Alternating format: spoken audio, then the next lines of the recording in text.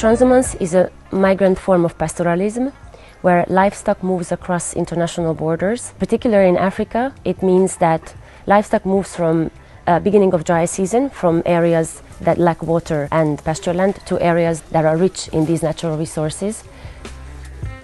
La RCA, c'est un pays d'accueil pour la transhumance, pour le simple fait que les éleveurs viennent du Tchad et du Cameroun. Parce qu'il y a plus de population au Tchad, plus de population au Cameroun, plus de culture, de plantation au Tchad et au Cameroun, et beaucoup plus il y a de l'espace en Centrafrique et il y a beaucoup plus de pâturage.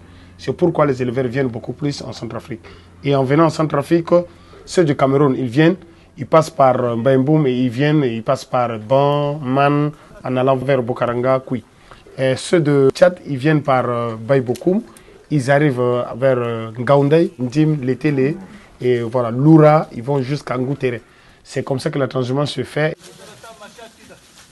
In most places, there are defined routes that transhumance should be taking for the migration. However, these routes are not always being respected.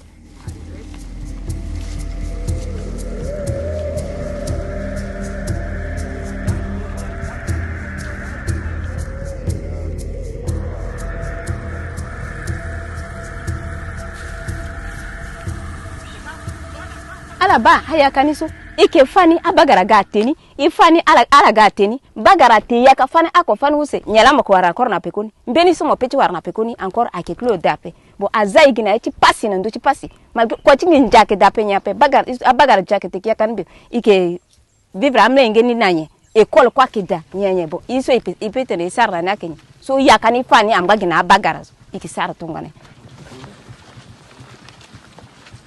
Miɗa mi wonni na himɓe ngesan miɗo dura mere miɗa probléme feere samtawami banni may tan min kam miɗo dura boɗɗum ana gam ñama gene hara boɗɗum jagorɗo manami boɗɗum.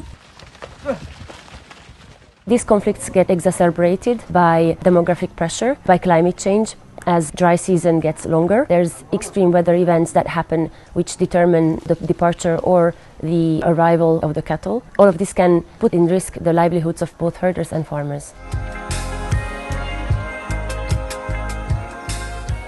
It is very important to resolve the conflict because on community level, the conflict between herders and farmers is one of the most destabilizing factors. If it's not treated right and if violence is used, it actually degenerates into a much larger type of conflict. On the other hand, livelihoods are at stake. People are surviving from these activities, let it be animal husbandry or farming.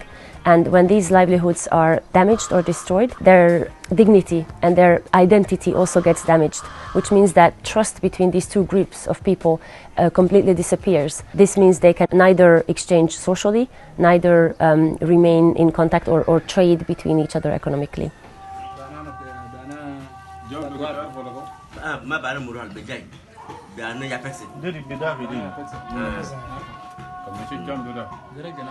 Concordis intervient à travers des consultations où il ressort toujours des personnes ayant une connaissance approfondie dans la transhumance, sa fonctionnalité et de sa structure. Et ces personnes ont vu leur capacité renforcée en technique de résolution non-violence de conflit. Ce sont ces personnes-là qui interviennent en tierce partie neutre dans les résolutions de conflits pour aider les parties à résoudre de manière pacifique les litiges liés aux destructions de champs et au vol du bétail. C'est le genre de litiges qui divisent les agriculteurs et les éleveurs. Ces membres choisis du groupe de conseil interviennent en tierce partie. Comme ils ont déjà vu leur capacité renforcée en technique de résolution de conflits, c'est eux qui interviennent pour aider les deux parties à résoudre de manière pacifique les conflits. It is important to note that Concordis works in peace building, not in peacekeeping. Peace building means that we're putting in place mechanisms for conflict resolution and conflict prevention as well, building resilience in people, also making sure that building capacity in conflict resolution, they become actors of change and they create a future for themselves. So they become peace builders themselves. While as peacekeeping is much more of a military term. The goal of peacekeeping is to prevent escalation of violence, often serves as a military buffer, or it's also acting as a protection of civilians in a war context, which is a very much related security-focused approach.